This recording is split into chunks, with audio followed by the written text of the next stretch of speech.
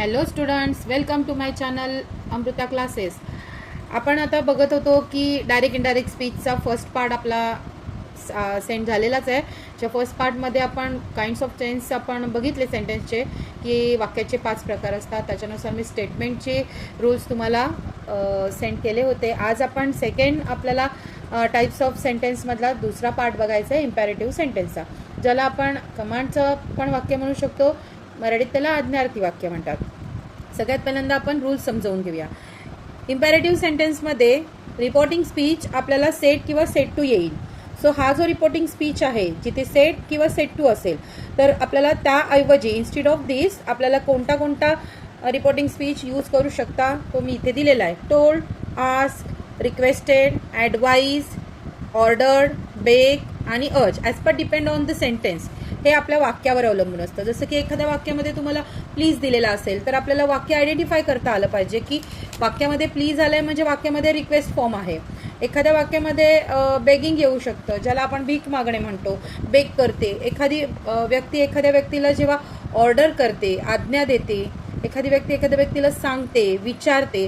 So ते वाक्याच्या म्हणजे वाक्यावर डिपेंड असतं. वाक्य वाचायचं आणि त्यानुसार आपल्याला हे रिपोर्टिंग स्पीच सेट आणि सेट टू ऐवजी वापरायचं आहे. हा झाला फर्स्ट.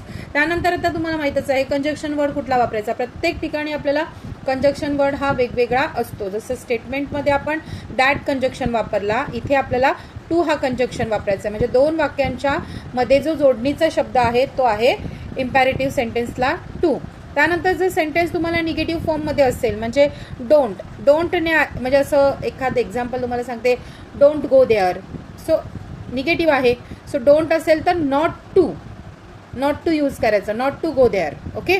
सो अशा पद्धतीने आपल्याला इम्पॅरेटिव्ह सेंटेन्सची वाक्य सॉल्व करायची. तर मी खाली 1-2 वाक्य दिलेली आहेत, तर ती वाक्य आपल्याला पहिल्यांदा बघायचे. जसं की फर्स्ट सेंटेन्स तुम्हाला, teacher said take this notebook. Teacher म्हणाली आहे की take this notebook.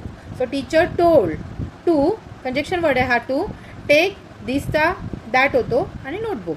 So second sentence बघा, he said to him see what they have done to your pots. He said to आलेला आहे. सो सेट टू असताना आपल्याला कोणताही कंजक्शन, आता इम्पॅरेटिव्ह वाक्य वाचल्यावर तुमच्या लक्षात येते की ते विचारलेली गोष्ट आहे. सो सांगितली गेली, विचारलेली. सो आपण इथे आस्क वापरलेला आहे. सो आस्क हिम कंजक्शनच्या साठी आपल्याला टू वापरला आहे. त्यानंतर जो वर्ब तुम्हाला दिलेला आहे वाक्यामध्ये सी, आणि जिथे जिथे गरजेचं आहे त्या ठिकाणी आपल्याला जसं की हॅवचं हॅड, त्यानंतर बाकी सगळं, आणि युअरचं his. Your pots that means his pots. Okay. So third sentence बघूया आपण, don't let Payal leak you. Don't let Payal leak you, he told me. So हा एक वॉर्निंग दिलेली आहे, त्यामुळे आपण म्हणू शकतो की त्याला वॉर्निंग दिली आहे. सो वॉर्न करायचं आहे. So he warn me. So he told मीचं he warn me. Not to, कारण की डोंट आलेलं आहे, मग अशी सांगितलं मी की डोंट आला तर नॉट टू करायचं. So not to let Payal leak यूचा मी. ओके.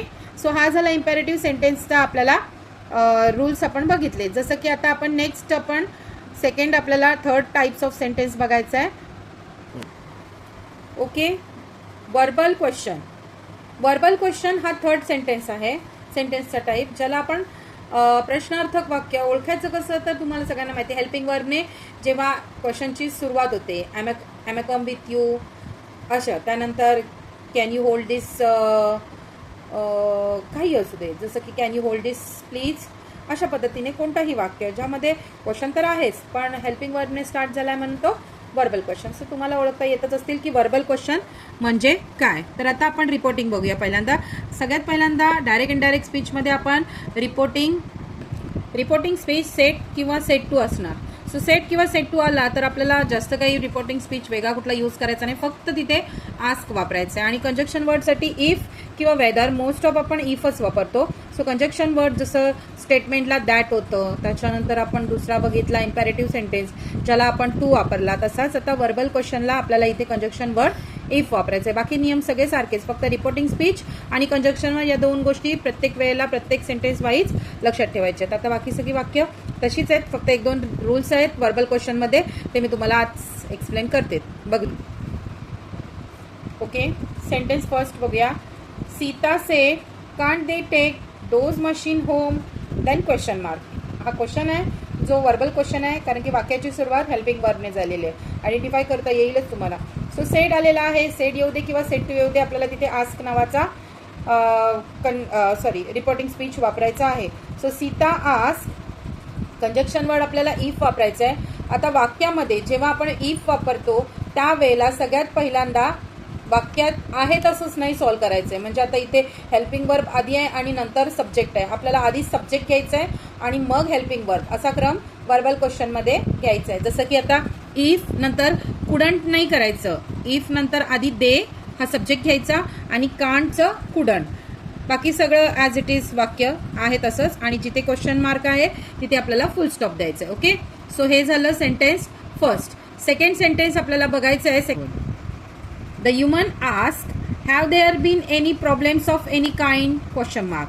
आस्क आहे म्हणजे आपण चेंज करायची गरजच नाही, आपल्याला आस्कच वापरायचं आहे कारण की वर्बल क्वेश्चन आहे. त्यामुळे रिपोर्टिंग स्पीच आपल्याला सेट किंवा सेट टू दिलेलाच नाही, डायरेक्ट त्यांनी आस्क दिला आहे. सो आपल्याला आस्कचा सेट किंवा सेट टू परत करायचा नसतो, आपल्याला आस्कच वापरायचा आहे. The human ask, conjunction word आपल्याला इफ लावलेला आहे. त्यानंतर हॅव देअर आहे, सो देअर आधी आणि हॅवचा हॅड. बाकी सगळा सेंटेन्स ॲज इट इज आपल्याला कंप्लीट करायचं आहे आणि फुल स्टॉप द्यायचा. ओके, हा जरा वर्बल क्वेश्चनचा. ओके, वर्बल क्वेश्चनचा आपल्याला पुढचा एक नियम नवीन आहे. जसं की सेंटेन्समध्ये आपल्याला डूने किंवा डजने जर क्वेश्चनची सुरुवात झाली तर आपल्याला डू किंवा डज रिमूव्ह करायचं आहे आणि फक्त वाक्यामध्ये जो काही वर्ब आलेला असेल, क्रियापद आलेला असेल, त्याचा पास्ट फॉर्म यूज करायचा आहे. जसं की मी आता एक सेंटेन्स दिलेला आहे. A boy said to his father, a boy said to his father do you come with me. So इथे डू आलेला आहे, डू रिमूव्ह करायचं आहे आणि त्या बदली आपल्याला पास्ट टेन्स वापरायचा आहे. कशाचा पास्ट टेन्स? इथे आता वर्ब आलेला आहे कम, त्याचा आपल्याला केम करायचं आहे. बाकी सेंटेन्स जसं आपण सॉल्व करतो वर्बल क्वेश्चन स्टेटमेंट, तसं इनडायरेक्ट स्पीचची वाक्य आपल्याला सगळी सारख्याच रूलने सॉल्व करायची. फक्त रिपोर्टिंग स्पीच, कंजक्शन वर्ड आणि काही मधले जे नियम आहेत जे तुम्हाला मी सांगते ते फक्त नियम लक्षात ठेवा. बाकी इनडायरेक्ट स्पीच पण तसा सोपाच आहे. जसं की आता हे वाक्य कसं सॉल्व केलं? A boy ask his father, said टूच्या बदली आपल्याला आस्क वापरलेला आहे. Ask his father, conjunction word आपल्याला इफ लावायचं आहे.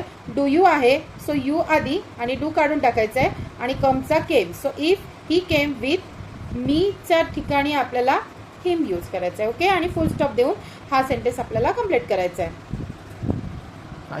रूल नंबर 3, जसं मगाशी डू किंवा ड झाला तर आपण रिमूव्ह केला, तसाच जर सेंटेन्स वाक्यामध्ये आपल्याला जो क्वेश्चन येणार आहे तो जर डीडने स्टार्ट झाला तर तो सुद्धा रिमूव्ह करायचा आहे आणि आपल्याला हॅड लावून वर्बचं तिसरं रूप, ज्याला आपण पास्ट पार्टिसिपल म्हणतो, तर ते पास्ट पार्टिसिपल वर्बचं तिसरं रूप आपल्याला हॅड नंतर वापरायचं आहे. जसं की एकच सेंटेन्स दिलेलं आहे ज्यावरनं तुमच्या लक्षात येईल की डू डज डीडचा फक्त वर्बल क्वेश्चनमध्ये काय नियम आहे.